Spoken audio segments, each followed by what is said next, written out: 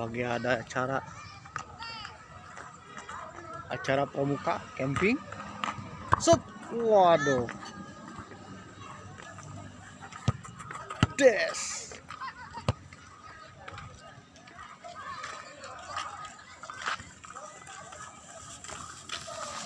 Hujan.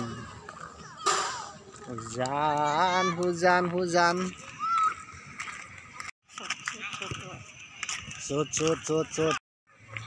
Pioneering.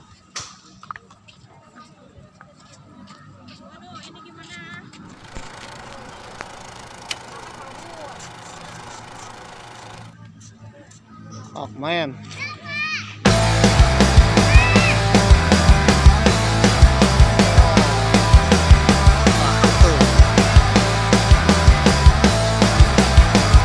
Di atas bumi ini ku berpijak, tak ada jiwa yang tenang di hariku. Tak pernah ada duka yang terlintas, ku bahagia. Ingin ku lukis semua hidup ini, dari cinta dan cita yang terindah. Masa muda yang tak pernah kan berdua, ku bahagia. Dalam hidup ini, arungi semua cerita indahku. Saat-saat remaja yang terindah, tak bisa terulang. Ku ingin nikmati segala cara yang ada di hadapku, dan ku tanamkan cinta untuk kasihku agar ku bahagia. Di atas bumi ini ku berpijak, ada jiwa yang tenang di hariku. Tak pernah ada duka yang terlintas, ku bahagia.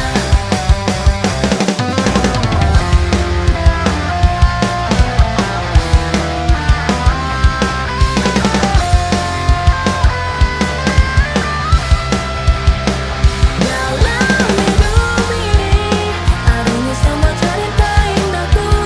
Saat-saat remaja yang terindah, tak bisa terulang. Ku ingin nikmati segala cara yang ada di hadapku, dan ku tanamkan cinta untuk kasihku agar ku bahagia. Di atas bumi ini ku berpijak, pada jiwa yang tenang di hariku. Tak pernah ada duka yang terlintas, ku bahagia. Oke pemirsa, kita sedang berada di Cafe Siloka di hari pas tanggal 17 Agustus untuk melihat latihan. Kebetulan pas hari latihan, meskipun tanggal 17 Agustus ternyata tidak libur, pekan tambah mengasihkan. Oke, ini suasananya, suasana hari 17 di lapangan Indosoc Indonesia Stadium. Benar ramai sekali. Oke. Ini biasa ada yang lagi pramuka kemah pioneering. Dan ini Bapak coach ya. Bapak pelatih kita akan memasuki lapangan upacara lapangan soccer. Oh iya, salam hormat nih buat Bapak coachnya ya. Oke, dan ini suasananya benar-benar ramai sekali.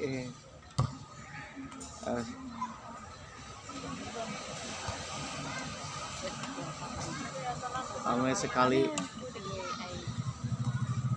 ya, bertanding di hari pas 17-an ya, 17 Agustus 45. Yang lain mungkin sedang tiduran, sedang upacara, atau sedang bermain perlombaan 17-an. Untuk hari ini latihan sepak bola. Oke pemirsa, bagaimana keseruannya ya, kita tonton aja.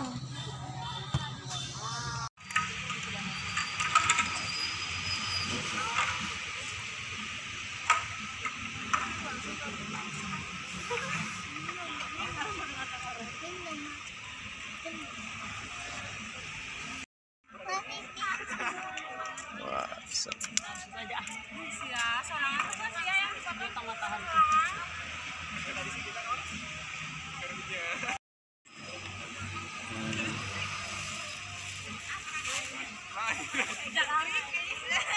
Ya, pemanasan dulu di cuaca yang dingin sebelum latihan harus ada pemanasan. Jangankan kendaraan, bisa juga harus ada pemanasan. Kenapa tanpa ada pemanasan? Larinya gerejet kayak mobil komplek belum panasi. Atau kayak motor Mio yang udah lama belum panasi. Aduh, asik.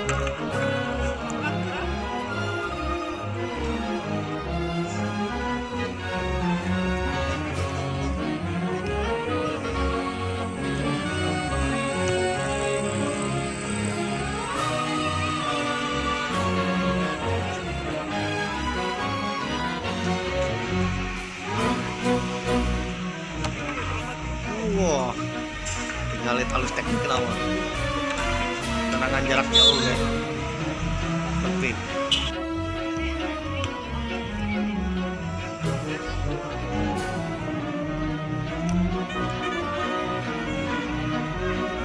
Mana pemain coach Indonesia ayo seserangan dengan ucapan Bismillahirrahmanirrahim.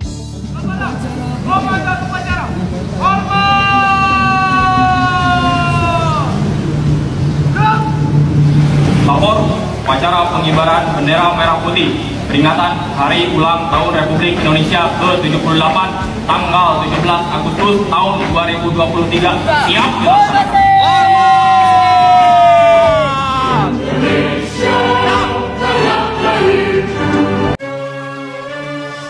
Salam merdeka, proklamasi kami bangsa Indonesia dengan ini menyatakan kemerdekaannya. Merdeka. Oke pemirsa, sambil menonton sepak bola di KP Siloka Indonesia, ya memang teringat nih tentang proklamasi Republik Indonesia. Proklamasi yang dikumandangkan, dibacakan oleh Bung Karno pada upacara proklamasi tanggal 17 Agustus 1945. Dan setelah itu proklamasi disebarluaskan ke seluruh rakyat Indonesia dan juga dunia internasional melalui banyak hal. Ada lewat radio, ada yang lewat pamflet, ada yang lewat surat kabar pers, ada juga yang lewat mulut ke mulut, ada juga lewat utusan. Yang jadi pertanyaannya, kapan nih orang Tasikmalaya mendengarkan siaran atau kabar tentang proklamasi dari Republik Indonesia? Aduh, saking penasarannya Mamang langsung cari-cari informasi, cari-cari sumber. Oke, kali ini kita akan membahas ya, ternyata ada sosok seseorang yang menyebarkan berita proklamasi ke warga kota Tasikmalaya. Beliau adalah seorang keturunan warga India, aduh, yang menjadi warga negara Indonesia, bahkan menjadi seorang pahlawan. Siapakah dia? Ya, beliau bernama Abdul Wahid Azad. Aduh, kalau kata-kata Azad sih di Tasikmalaya tidak asing ya. Ada toko Azad, toko tentang pertekstilan, perbajuan. Jadi bagi kalian yang pingin beli baju, ya belilah toko Azad di Jalan Cihideng. Ternyata toko ini ya dulunya toko ini berasal dari seorang pahlawan yang mendirikan toko ini bernama Bapak Abdul Wahid Azad. Beliau adalah tokoh yang menyebarkan berita proklamasi. Oke, bagaimana ceritanya ya seorang keturunan India bisa berjasa terhadap warga negara Indonesia, terutama warga kota Tasikmalaya tentang proklamasi? Mama akan sedikit bercerita ya, tidak akan panjang lebar. Berdasarkan situs initasik.com, akhir abad ke-19 warga muslim kebangsaan India mulai berdatangan ke Indonesia. Salah satunya ke kota Tasikmalaya. Mereka datang untuk berdagang dan membuka usaha. Salah satunya bernama Rahim Baks. Beliau membuka usaha pabrik minyak sereh. Rahim Baks ini adalah ayah dari Bapak Abdul Wahid. Berdasarkan situs jernih.co, Bapak Abdul Wahid Adjad ini lahir tahun 1915. Beliau adalah seorang nasionalis yang memiliki andil cukup besar dalam mempertahankan kemerdekaan Republik Indonesia. Demikian pula dengan adiknya bernama Abdul Majid, dikenal sebagai orang yang sangat berani ketika menghadapi orang-orang Belanda. Di tanah kelahirannya, India, keduanya aktif dalam pergerakan kemerdekaan India dari penjajahan Inggris. Abdul Wahid memiliki latar belakang militer, sementara Abdul Majid lebih pada perjuangan politik. Dia bergabung dalam Indian National Congress (NIC) yang merupakan organisasi pergerakan neo-nasionalis pertama yang melawan kolonialisme Inggris di wilayah Asia hingga Afrika. Semenjak tinggal di Tasikmalaya, Abdul Wahid dan adiknya banyak terlibat dalam perjuangan kemerdekaan Republik Indonesia. Sebelum Abdul Wahid datang ke Tasikmalaya, beliau pernah bergabung dalam Korps 3 India yang merupakan bagian dari British India Army atau Tentara Inggris India. Korps 3 India ini adalah divisi tentara persemakmuran Inggris yang anggotanya orang-orang India. Korps ini dipersiapkan Inggris untuk menghadapi kekuatan Jepang di Semenanjung Malaya. Dalam perjalanan perangnya, Abdul Wahid tidaklah mudah. Beliau menghadapi masa-masa paling sulit dalam kehidupannya, terlebih dalam peperangan tersebut melawan Jepang. Pada Februari 1942, Abdul Wahid bersama kawanan tentara Korps 3 India dilumpuhkan oleh militer Jepang. Abdul Wahid bersama kawanannya menjadi tawanan militer Jepang di Singapura. Nasib Abdul Wahid dan tentara Korps 3 India ini sangat mujur sekali. Pada tahun 1943, tokoh kemerdekaan bangsa India bernama Chandra Bose atau dikenal dengan Subhas Chandra Bose ini menyelamatkan Abdul Wahid dan tentara Korps 3 India dari kebengisan tentara Jepang. Chandra Bose yang bersekutu dengan Jepang datang dari pelariannya di Jerman. Dengan dukungan senjata dan dana dari Jerman, Italia, dan Turki, Abdul Wahid membawa misi untuk mendirikan pemerintahan India sementara. Sebutan Azad Hind yang artinya Azad itu merdeka dan Hind adalah alias India, Hindustan. Akhirnya Abdul Wahid dan Korps 3 India ini menjadi tentara Indian National Army INA, merupakan tentara nasional pemerintah India sementara yang dipimpin oleh Chandra Bose. Indian National Army ini memiliki tugas untuk merebut Burma dan Borneo dari tangan Inggris. Namun pada saat akan dikirim ke Borneo, Abdul Wahid batal pergi karena terkena wabah penyakit kulit. Abdul Wahid kembali selamat dari ancaman kematian karena dalam misi itu Indian National Army menderita kekalahan dan semuanya tewas dalam pertempuran. Pada tahun 1944, kekuatan militer Inggris dan sekutu berhasil mengalahkan Jepang. Beberapa wilayah kekuasaan Jepang satu persatu dikuasai kembali oleh sekutu. Indian National Army tersendiri hancur porak-poranda. Abdul Wahid terdesak untuk menyelamatkan diri dari ancaman tentara Inggris dan sekutu. Dalam benaknya Abdul Wahid harus ngumpet di Tasikmalaya karena Tasikmalaya adalah satu-satunya rumah terbaik agar menjadi orang yang merdeka. Kebetulan pada saat itu Tasikmalaya masih dikuasai oleh tentara Jepang.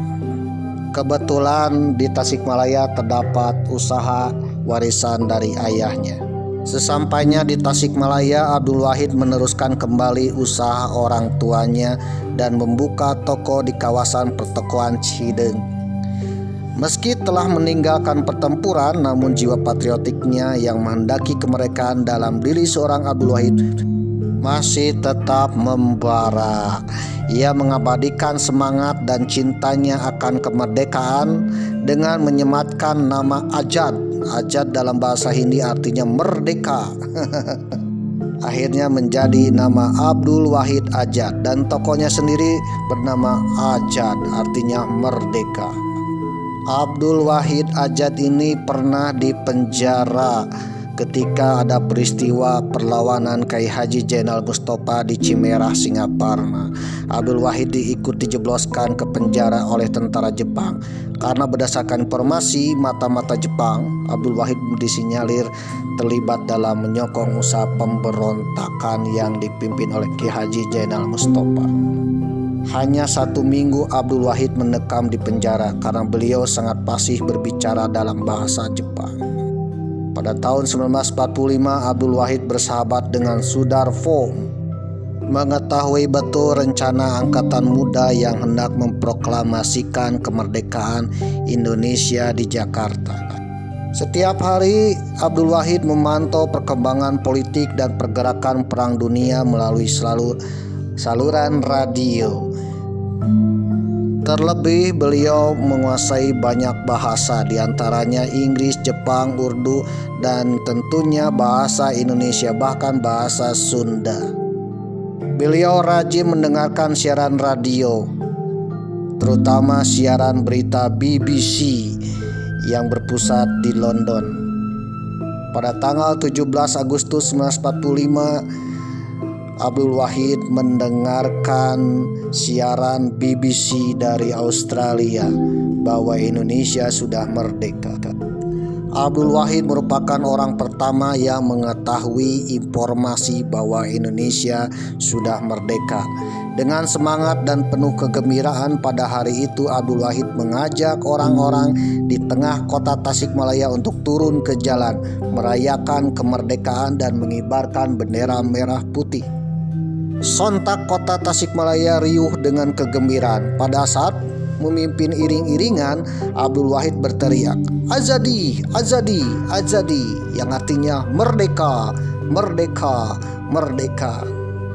Sejak saat itulah Abdul Wahid dikenal dengan nama panggilan Tuan Azad, Tuan Merdeka.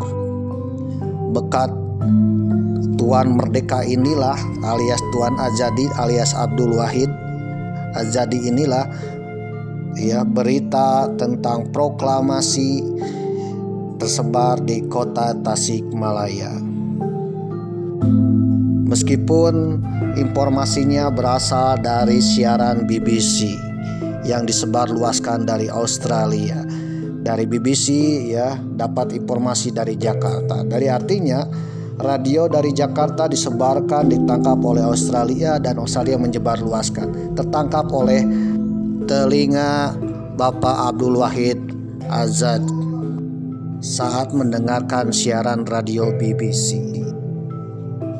Sepanjang perang revolusi atau setelah pasca proklamasi, Abdul Wahid aktif terlibat dalam usaha mempertahankan kemerdekaan Indonesia. Bersama adiknya Abdul Majid, ia melibatkan diri dalam Divisi Siliwangi pimpinan Jenderal Abdul Haris Nasution. Kepada Divisi Siliwangi, Abdul Wahid menyerahkan bangunan pabrik sereh di daerah Ciawi untuk dijadikan markas gerilya Siliwangi. Ketika sekutu datang ke Indonesia pasca kemerdekaan, terjadilah pergolakan di banyak tempat. Salah satunya di Bandung, dikenal dengan Bandung Lautan Api. Tentara sekutu ini membawa tentara Burka, tentara India. Dengan memanfaatkan Radio Republik Indonesia RRI, Bapak Abdul Wahid bersiaran dengan menggunakan bahasa Urdu untuk mengajak para tentara India yang tergabung dengan sekutu yang ada di Indonesia supaya bergabung dengan para pejuang. Alhasil banyak tentara Muslim India yang melarikan diri dari kesatuan sekutu dan bergabung dengan Tentara Pejuang Indonesia. Pada tahun 1979 Abdul Wahid wafat meninggalkan istri dan 10 anak. Beliau dimakamkan di pemakaman Cienteng, Tasikmalaya. Bapak Abdul Wahid Adjad yang merupakan veteran pejuang perang kemerdekaan Indonesia sempat ditawari dana pensiun, tapi beliau menolak karena cita-cita perjuangannya adalah lillahi ta'ala demi tujuan merdeka secara fisik dan jiwa. Mantap. Tapi menurut Mamang sendiri, Bapak Abdul Wahid ini pantas menjadi seorang pahlawan. Mamang belum dengar nih ada jalan Abdul Wahid Adjad. Ya mudah-mudahan pemerintah Kota Tasikmalaya ya memberikan nama jalan Bapak Abdul Wahid Adjad ini. Dan Bapak Abdul Wahid Adjad ini adalah pahlawan nasional meskipun beliau berasal dari India.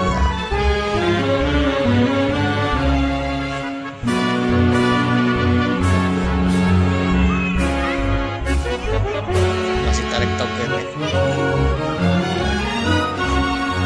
Oke mah bisa sih.